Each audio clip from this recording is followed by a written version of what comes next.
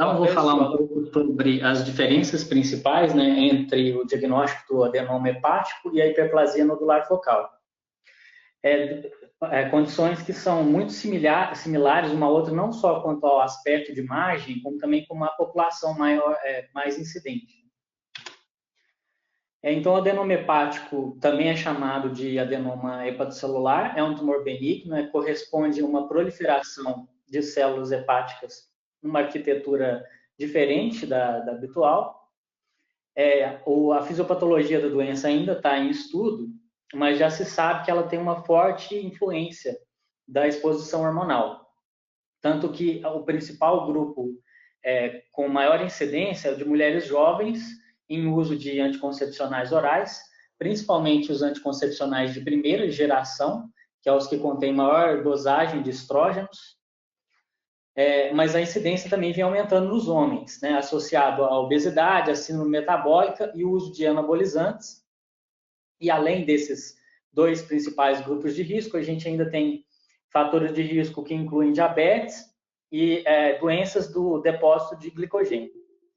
É uma patologia que tem baixo risco de transformação maligna, mas esse risco não é inexistente, né? Um estudo de 2010, com mais de 1.600 casos de adenoma, apontou um risco de transformação maligna de cerca de 4,2%.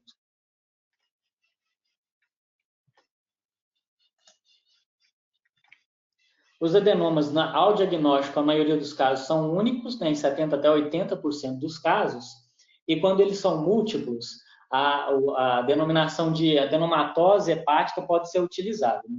Muitas vezes, ao diagnóstico, eles já são grandes, né, acima de 5 centímetros, e a localização principal da lesão é a região subcapsular.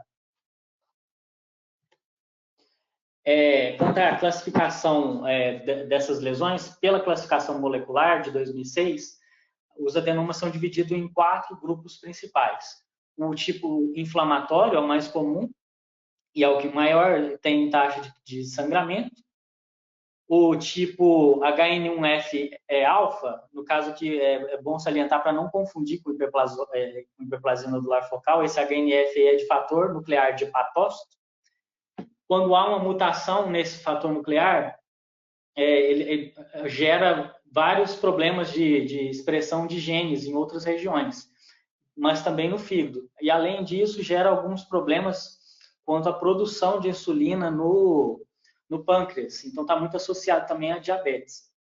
Aí, um dos motivos para diabetes ser fator de risco, né, no adenoma. É o subtipo, o segundo mais comum, e está associado à adenomatose hepática. O terceiro grupo é o beta-catenina mutado, é um grupo menos comum, está associado mais às populações de risco como homens em uso de anabolizantes, as doenças de depósito de glicogênio, outras patologias como a polipose adenomatose familiar, e é o tipo dentre os 4 com maior risco de transformação maligna. E quando nenhuma dessas classificações se encaixa no subtipo de adenoma, ele é determinado como não classificável. Falando um pouquinho da clínica, a maioria das lesões constitui um achado incidental, mas o adenoma pode crescer, sangrar, o que pode levar a uma ruptura e um hemoperitônio, inclusive gerando até o óbito por exsanguinação mais volumosa. Né? Aqui a gente está vendo só um exemplo, uma ultrassonografia, uma imagem hipoecóica, que eu estou mostrando aqui na seta, discretamente heterogênea, porque era um adenoma que sangrou. E a gente está vendo aqui na segunda imagem um líquido de conteúdo mais espesso, determinando esse sangue dentro da cavidade abdominal.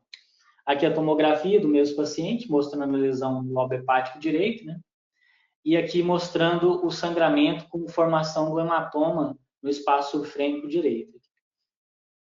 Agora, falando um pouquinho sobre a hiperplasia nodular focal, antes de entrar no mérito das diferenças, né? É uma lesão regenerativa benigna, não é propriamente dita como uma massa, no caso do adenoma, ela é uma resposta regenerativa do tecido. É a segunda lesão benigna mais frequente no fígado, né, depois do hemangioma. Aí se interpõe a similaridade que eu estava falando, ela também é frequente em mulheres, também tem relação hormonal, mas aqui no caso não é uma relação de causalidade direta. Os hormônios, os estrógenos, não causam a lesão, mas eles podem aumentar uma lesão pré-existente, o tamanho de uma lesão pré-existente. Também tem muita relação com o uso de quimioterapia, não só para patologias do fígado, como de outras regiões. A fisiopatologia também ainda está em estudo. O que se sabe é que, como eu havia dito antes, a hiperplasia nodular focal não é uma lesão, não é uma massa em si, é uma reação hiperplásica dos hepatócitos dentro de um sistema de drenagem que já era mal formado em resposta a outras malformações arteriovenosas já existentes. A hiperplasia nodular focal tem um suprimento que é de artérias hepáticas, uma drenagem venosa por veias hepáticas, né? Veja que a porta, o sistema porta não está envolvido na hiperplasia em si, mas pode ter associações com outras lesões hepáticas benignas, né? Principalmente o hemangioma. Algumas fontes citam até mesmo o adenoma como uma lesão que pode coexistir, com maior chance de coexistir, né? na pré-existência da hiperplasia, e até mesmo alterações vasculares, inclusive com a genesia ou hipoplasia da própria porta, apesar dela não estar envolvida no suprimento direto da hiperplasia nodular focal. Quanto à classificação, pelo aspecto de imagem, a hiperplasia nodular focal pode ser descrita como típica quando ela tem a cicatriz central e os vasos, né? Como demonstrado aqui no Doppler, na primeira imagem, na imagem mais superior, que eu estou mostrando aqui.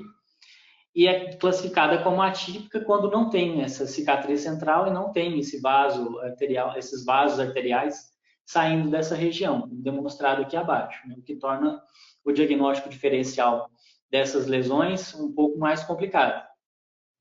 Dentro do subtipo atípico ainda temos 3 subgrupos: a variante telangiectásica, que é a mais comum, a variante mista de hiperplasia com adenomatose, e a lesão com alta atipia hepatocelular.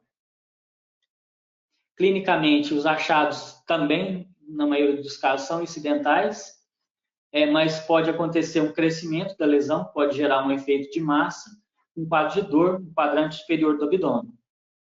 É importante fazer essa distinção das duas lesões, como vimos anteriormente. Mesmo que pouca, o adenoma tem risco de transformação maligna, a hiperplasia nodular focal não. E o risco de sangramento é bem maior no adenoma do que é na hiperplasia nodular focal. Agora, entrando no tópico principal da aula, né, que são as diferenças de imagem para a gente fazer o diagnóstico diferencial dessas duas lesões. Aqui mostrando o modo B, que as duas lesões têm características de imagem muito diversas. O adenoma pode ser iso, hipo ou hiperecóico. No último caso, se tiver sangramento ou conteúdo gorduroso, né, como mostrado nessa imagem aqui que eu estou mostrando na seta. E a hiperplasia nodular focal também. Geralmente ela é hipo ou isoecóica, mas de forma geral, o modo B não vai auxiliar muito nesse diagnóstico diferencial. A não ser que seja evidente a cicatriz central da hiperplasia nodular focal, mas no ultrassom no modo B não é tão fácil fazer avaliar essa cicatriz. Mostrando agora no Doppler, o Doppler já ajuda um pouco mais. No adenoma, a circulação que vai ser percebida é uma circulação mais periférica, às vezes apenas com um vaso central para dentro da lesão, enquanto na hiperplasia nodular focal a gente vai ter vasos diversos saindo de um ponto central, da cicatriz central da lesão, né? Isso quando a hiperplasia nodular focal for típica. Quando for atípica, a gente não vai ter essa diferenciação, e o modo B não vai oferecer tanta capacidade, né, para fazer essa distinção. E por último, falando ainda de ultrassonografia, um grande ponto que foi adicionado um pouco mais recentemente foi o uso de contraste nas ultrassonografias. O padrão de realce das lesões é bastante diferente e ajuda, inclusive, a fazer distinção com outras lesões, tanto benignas quanto malignas. Aqui, só de exemplo, eu retirei de um artigo que citava especificamente das diferenças das lesões de adenoma e hiperplasia nodular focal com outras lesões benignas pela ultrassonografia contrastada. Aqui primeiro, vou soltar o vídeo aqui. A gente vê um realce, no caso de outra lesão benigna, que é o hemangioma, um realce periférico nodular. Na hiperplasia nodular focal, um realce centrífugo, né, saindo do centro para fora da lesão. E o adenoma, um realce centrípeto, né, de fora para dentro da lesão. Agora, mostrando a imagem, né, aqui no adenoma, dá para a gente ver a circulação saindo de fora para dentro da lesão. E na segunda imagem, a gente vê um ponto central da onde saem os vasos e a circulação centrífuga da hiperplasia nodular focal. Aqui novamente.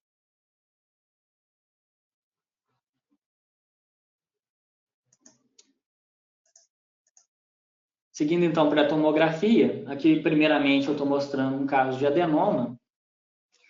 Aqui na imagem superior é uma tomografia sem contraste, a segunda superior é uma arterial, aqui portal, e por último o equilíbrio. Na fase sem contraste, a gente vê uma lesão discretamente hipodensa ao parênquima hepático, que realça de forma discretamente heterogênea, né? E progressivamente nas fases mais tardias a lesão vai se tornando isodensa, né? O que a gente pode perceber nessa imagem aqui é que muitas vezes, principalmente nos adenomas de grande volume, o centro da lesão fica com a circulação prejudicada, muitas vezes gerando até a necrose dessa lesão, o que pode prejudicar a distinção com a cicatriz central que a gente vê na hiperplasia nodular focal. Aqui, citando o exemplo da hiperplasia nodular, a gente vê uma lesão isodensa na fase sem contraste. A seta está mostrando aqui a cicatriz central. Na segunda imagem, a gente vê um realce ávido na fase arterial, né? Muitas vezes dá para ver a cicatriz central, que ajuda a fazer o diagnóstico. E às vezes até um vaso, uma artéria saindo de dentro dele, né? Como está mostrado aqui na seta. E a lesão progressivamente, nas fases mais tardias, vai se tornando isodensa ao parênquima, né? Se não fosse pela cicatriz central, e que muitas vezes não vai aparecer, esse diagnóstico pela tomografia não vai ser tão simples assim.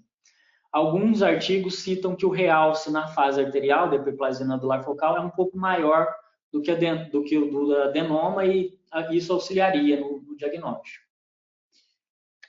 E agora falando sobre a ressonância vai nos auxiliar pelas características de imagem, né, como a cicatriz central, que vai ser melhor observada por aqui. Pelo realce, que é um pouco mais ávido na fase arterial da hiperplasia nodular focal, mas nem tanto assim. Mas o aspecto principal da ressonância para fazer essa distinção é quando se usa o contraste hepatoespecífico e quando se faz o corte na sequência hepatobiliar, né, que no caso do contraste hepatoespecífico vai variar segundo o tipo de contraste que está sendo utilizado, mas um dos principais, que é o ácido gadocético, é de cerca de 20 minutos, né? A aquisição em cerca de 15 minutos após a injeção do contraste.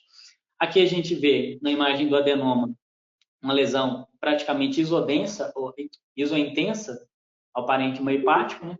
E que na fase hepatobiliar se torna hipointensa.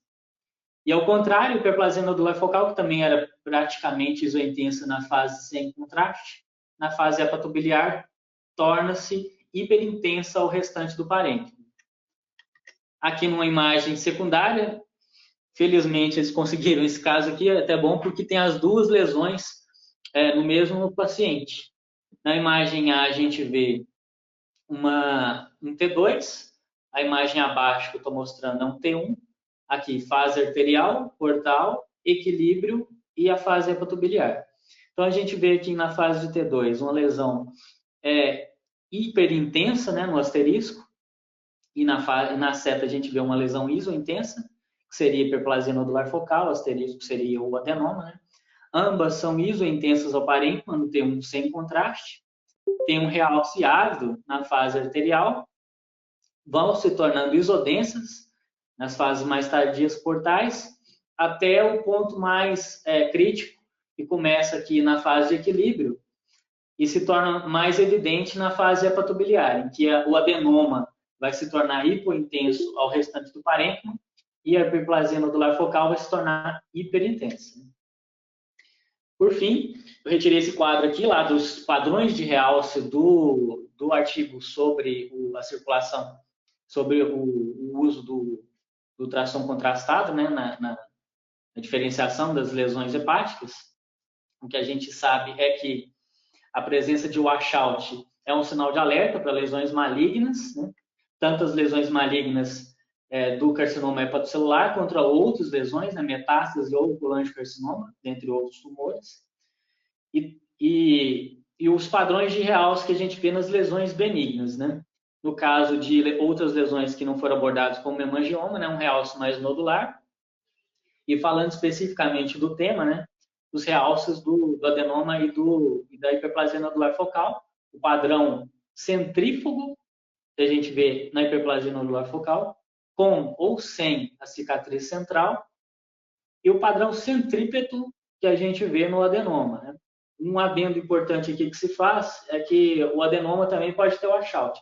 Mesmo que fraco, até 30% dos adenomas podem ter washout nas fases mais tardias.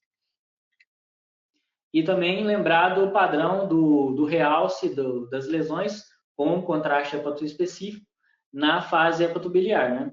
No caso do adenoma, vai ter um hiporrealce, e no caso da hiperplasia nodular focal, vai ter um hiperrealce. As minhas referências. Excelente, Alan. Pode terminar